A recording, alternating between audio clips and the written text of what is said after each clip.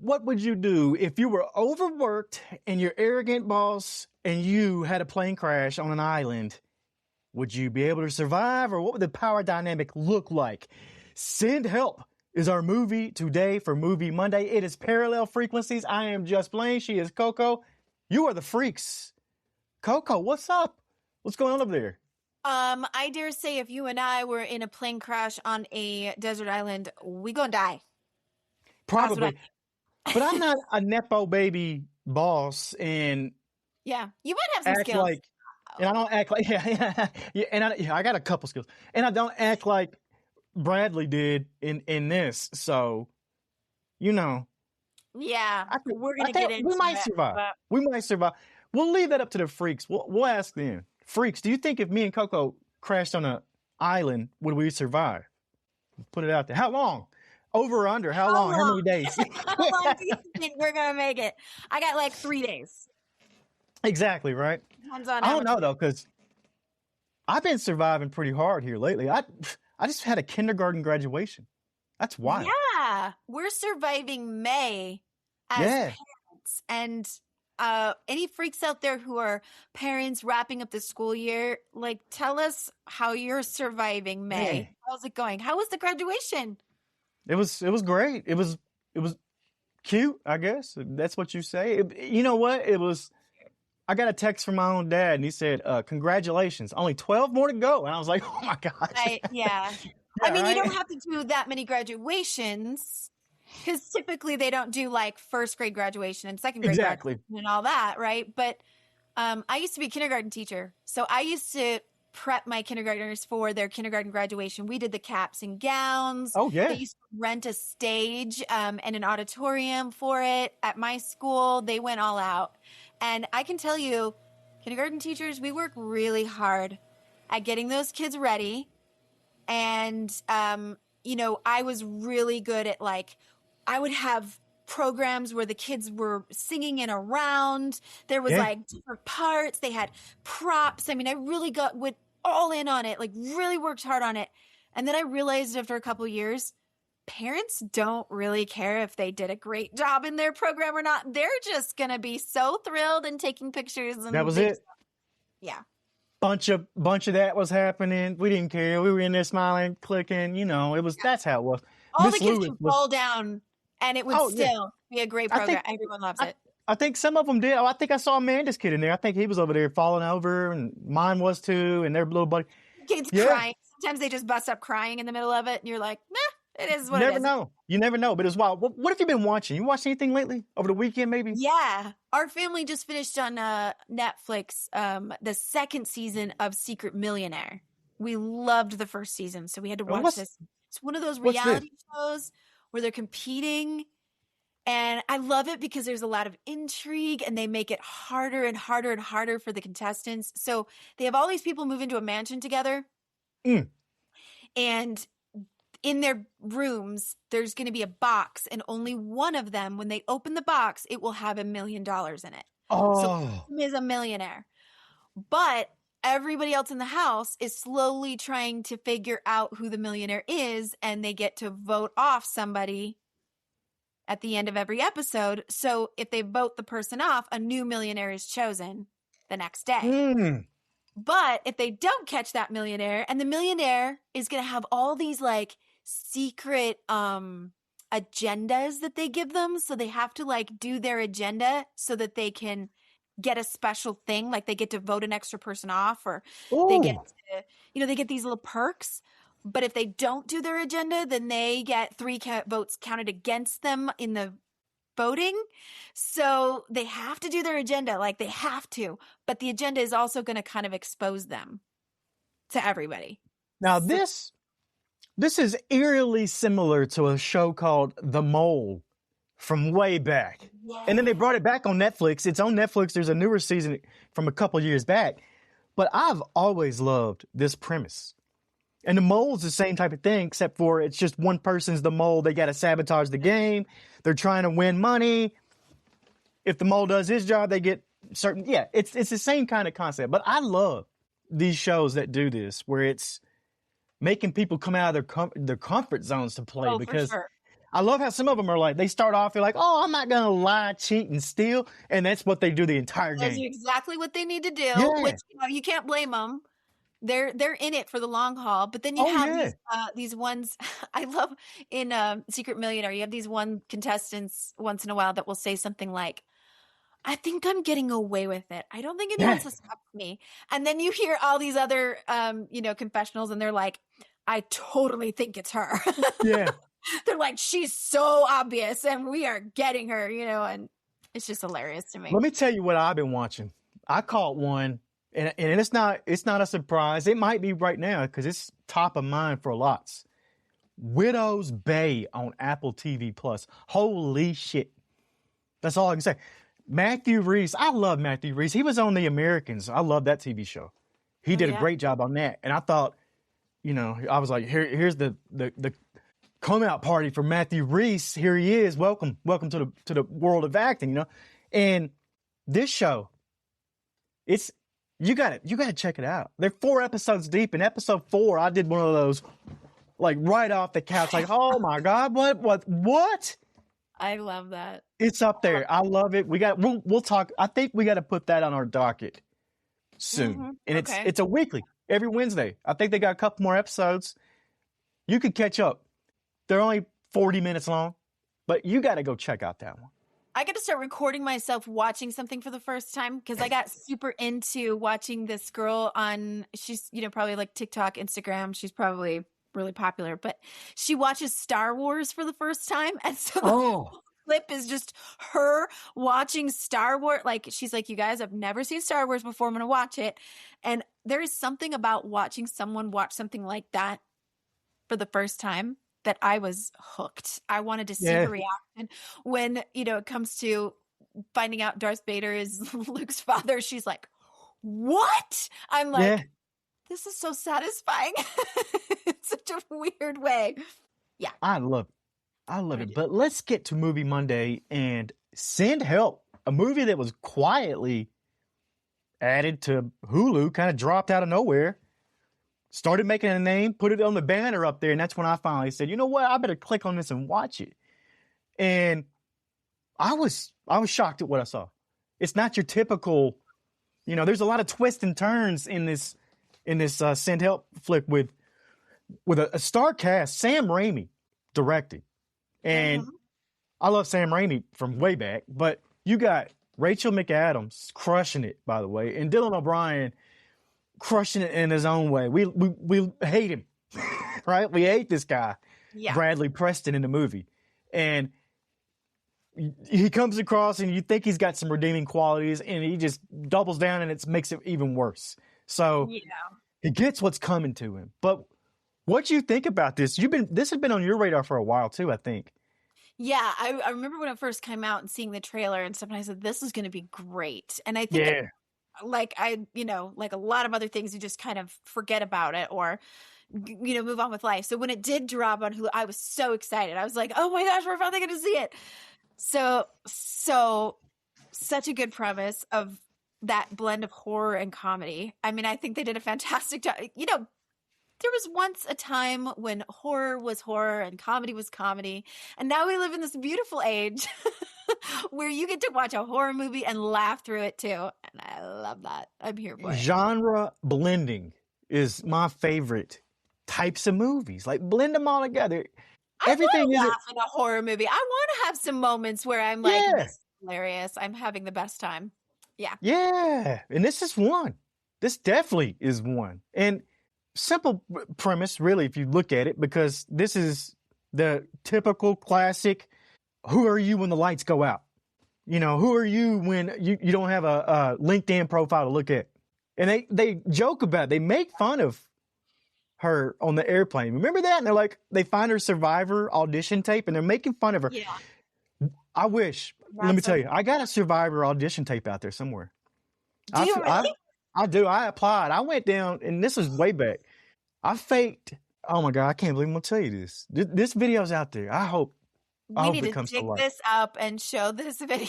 That would be great. I took a stuffed animal and a thing of ketchup, and I took my shirt off, and I was out there. It was out in the snow. This was in Memphis. It was cold. It was snowing.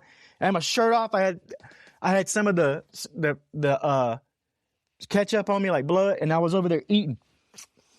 Like I was eating raw meat out of just living off the land, you know. And I told him, I said, you know, I'm ready to, whatever. It's out there. I did that.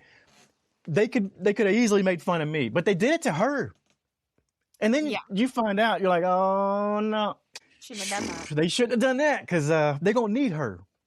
You know, let's talk about that moment and every moment leading up to that in the movie first, because I would like to know, especially for the freaks who have watched this movie, was there any part of you that related to her? Like, were you more related to her, or were you more feeling like the bro energy was what you related to or resonated with? Because I was definitely more like her. I was probably, you know, growing up in elementary school, middle school, like a little bit nerdy, wore those oversized t-shirts because I didn't know how to dress yet. Didn't know how to do anything. I, you know, was just kind of like, how come nobody likes me? And that kind of desperation for like wanting to be a part of the team, wanting to be like, oh, you guys are going to karaoke? Yeah. I could totally kill it on this song. You guys, what time are we meeting? And they're just like, no, we can't have this girl join us. We don't. But this made me think of that phrase. And once I heard this phrase, it changed my life, was you don't owe the world pretty. And that is so important because look at Rachel McAdams in this role.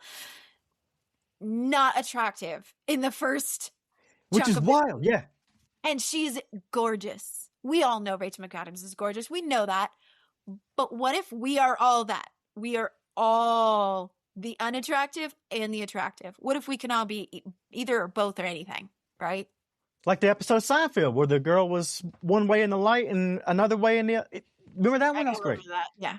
Yeah. But no, you're right. And I think I related more to her as well.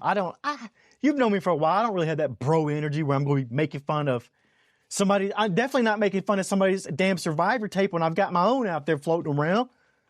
You know, so I don't do that. So I see myself more like where she was as well. And I think it's funny. You point out that she's not attractive in the beginning, but she's highly attractive once she gets on that island. I love that part. Yeah. I love that because how many people are going to be attractive when they've been stranded on a desert island? They're soaking wet. They're starving. They don't got moisturizer. They don't got their makeup. They don't got like all the things that make us, you know, presentable enough to leave our house every day. Yeah. But out there, she's like in her natural raw element, and she actually finds her beauty there in that environment. I mean, you could be real. If the cell towers go down for more than 6 hours, half people out there trading their prized possessions for a single bar of service. So, yes, I think Rachel McAdams and her character. I keep calling her Rachel McAdams because that's it. But Linda Little, and we find that out too, and that plays in her shoes. I love that thing too. That whole part of it too. But. Yeah, this is... I was made fun of for my shoes. Oh, yeah. Yeah. I have been there. I've been there. This whole movie is a mirror for how deeply alienated we've all become from basic survival instincts and from each other. And you do that by making fun of the shoes and making fun of a Survivor audition tape. How else do you want to alienate somebody? Yeah, they should have been in there saying, oh, this is awesome. They should have said... Yeah. They should have said, oh, this Survivor thing is awesome. Did they call you? It's that easy. It's that easy. Yeah. Okay. So if it's that easy, what is that bro energy? What is it? And it's also mean girl energy. I mean, let me be fair. It's across the board. They're just types, right? But in this movie particularly, we see it as kind of this bro energy. I don't know how else to say it. These are... these are the Summer's Eve type guys. Like, they're just like, we we get each other. We're totally going to promote each other. We are totally going to, have this bro thing going on. And this girl has to use dry shampoo. She's not one of us. She's not getting the promotion. But she's willing to do the work for us. Mm-hmm. And that's another point that I think that is really important. If you're too good at your job, you won't get a promotion, is kind of the energy that we're seeing here, right? Never. And that goes for anybody. That's male or female in that spot, because there's a lot of people I know who've been there, myself included, to where you get too valuable in that role and they can't replace you. It's going to cost them more to replace you in that role than promote you and bring somebody else into that can fill that spot. And that's crazy. The bro energy, a lot of that is a hive mind too. It is. But in this movie, Preston still carries that bro energy even when he crashes on that island and he's got nobody else. Yeah. Except for Survivor audition tape, who was a real survival. She'd been practicing. She had educated herself for this. She wants to stay. That tells you something. Yeah. And she goes through some crazy extremes to make that happen. Yes. And then you kind of get into a debate as we go along of like, who's the villain here? Exactly. Because at first, no question, Bradley Preston's the villain. He's horrible to her. He's so condescending. He's so awful, even as he depends on her for his survival. And she's being very generous. From the very beginning, she could be awful to him. And she's like, I need to keep you hydrated. I need to keep you fed. I'm going to bring you protein. I'm going to take care of you. It's going to be okay. We're going to get through this. And as she's taking care of him, he's still acting like, I'm your boss. I'm above you. So it takes a couple of rounds of putting him in his place, which none of us, I don't think the audience is unhappy to see at all. Or no, not at all. At all. We love seeing his moment of how low can you go? Yeah. Eating the bug. And there's some crazy scene. I love that scene where she's got him, she strips him naked, waist down, got him up, says she's going to castrate him. I don't know why that didn't scare him enough right there. I mean, you crash on an island, you look across, and at some point, you got to think like, okay, she's better at this than me. But there you go. He was a nepo baby and probably didn't have any skills to be in that position to begin with. He didn't know what real leadership was and didn't know how to recognize it. And that's a problem when you crash on an island and you don't know what to do. Right? Like, because I just think that the script was brilliant at making this character dynamic, where it played on our hyper-individualistic culture. Everybody wants to save themselves, but the irony, the cosmic joke, if you want to call it that, isolation is its own death sentence. You need a tribe. Even if you can't stand them, you still got to have them. You still got to have them people.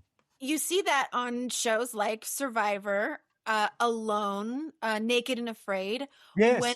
When their survival skills are put to the test, they're almost often more valuable together as a couple. Even when one is pulling more of the weight than the other. I think even on Naked and Afraid, I've seen enough episodes to see that they make it better. They're more likely to make it together than when one leaves or taps out early than the other one. It's a real struggle to get to the 21 days or 40 days or whatever the time is that they have to stay there. But Alone, when you watch the show Alone, you see the top survivalist people in the world are doing this show, and even they struggle. I mean, you watch them struggle to make a fire. They struggle to find food. So even if she's been training to be on Survivor, Linda Little, the fact that she is able to go to this island and actually like use those skills and thrive, and then think to herself, I might stay here forever. Yeah. I don't ever need to go home. To the point where she murders people to make it happen. Yeah. Which is, then you start to come into an argument of like, well, she took it a little farther, I think maybe. Yeah. Then it goes from then it's not here. Then once again we got a genre blender. It's not the female revenge movie. Now we've got a criminal as well. She's the kidnapper. murderers. Yeah. Right. Yeah, we've got a problem here for sure. But I do want to talk about, like, you talk about community or doing it together. The question that I have when I watch this movie is a question of worth, a person's worth. Because if you go to the beginning of the movie, Linda is treated like she's worthless. She's disposable. She's dispensable. It's like, oh, we were going to give you a promotion, but we decided not to because, I mean, they don't say it outright, but basically you don't meet our expectations of what a person should look like and smell like and what they have for lunch in their drawer or whatever. Yeah. But where is Linda's worth? Where is her worth? Because she is obviously capable, smart, a hard worker. She's carrying the company on her back as far as like what she's able to do. So much so that they'll allow her to make the presentations and the reports, but they won't let her present it. Yeah. You can come along. She can do all the work on her laptop, but they're not going to actually thank her, promote her, pay her more, like any of the things that count as worth, right? Yeah. And then what is her worth on this island when it's just the two of them? Then where does her worth become, and where's his worth? And when does it become like a patriarchal kind of like, there's a hierarchy, I'm above you? And what would it look like if it was more of a matriarchal community? We all find our worth and our contributions as a community together. No one is above or below anyone else. Yeah. What would that look like, right? If me and you crash on an island, what are we doing? What's going to happen? We're going to talk first. We're going to... This is what I could see happening.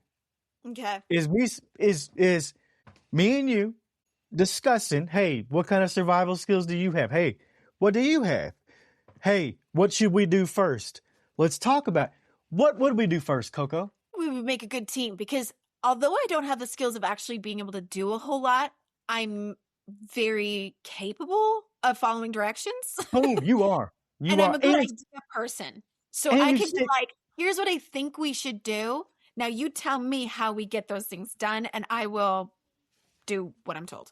And I've always seen that in you. It is. You do follow directions right to the T. But what so you would want me to come up with our first idea and then because I know the first thing we should do. I'd be like, I think we should get fire. What do you think? I'll be like, what people do. Now how do we make a fire? And I would look at you and say, do you think fire will help us live? Because I think we should go find fresh water first. Right. Yeah. We go find our water source, and then we'd probably build a shelter, and then get our fire going. Okay. Yeah. But this is it. It wouldn't be, oh, I'm above you. Go get the wood. Go get the. No. That's not how you do it. We would definitely be equals out there.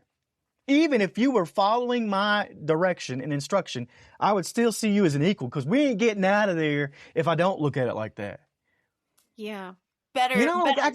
Yeah. And one thing to understand about like the difference between a matriarchal system and a patriarchal system is that there's the hierarchy in a patriarchal system of like, I have authority over you. You do what I say, no questions.